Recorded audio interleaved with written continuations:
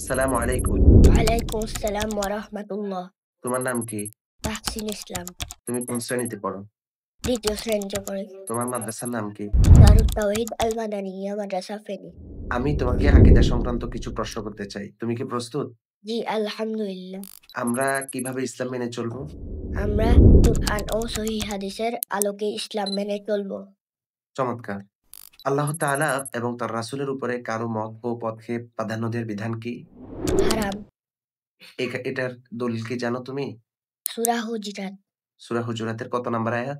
১। ১ number আয়াত। তুমি কি বলতে পারো আল্লাহ কোথায় আছে? আল্লাহ তাআলা সপ্ত আকাশের ঊর্ধ্বে আরশের উপরে আছেন। এটা কোন সূরার মধ্যে এসেছে? সূরা তহা কত নাম্বার আয়াত? আয়াত ৫। আল্লাহ কি নিরাকার?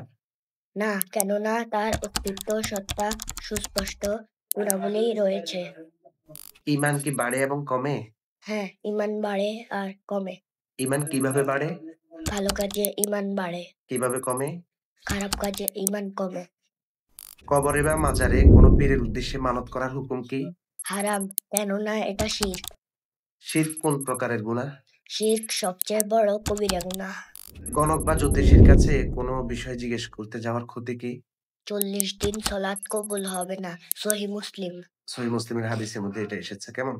তুমি খুব চমৎকারভাবে আকীদার বিষয়গুলো উত্তর দিয়েছ। আল্লাহ সুবহানাহু ওয়া তাআলার কাছে দোয়া করি আল্লাহ রাব্বুল আলামিন যেন তোমার ইলমে বারাকা দান করেন এবং এটার উপরে প্রতিষ্ঠিত থাকার তৌফিক দান করুন। আমিন। আলহামদুলিল্লাহ। আল্লাহ সুবহানাহু ওয়া তাআলা আমাদেরকে কবুল করেন। আসসালামু আলাইকুম ওয়া রাহমাতুল্লাহ। ওয়া আলাইকুম আসসালাম ওয়া রাহমাতুল্লাহি ওয়া বারাকাতুহু।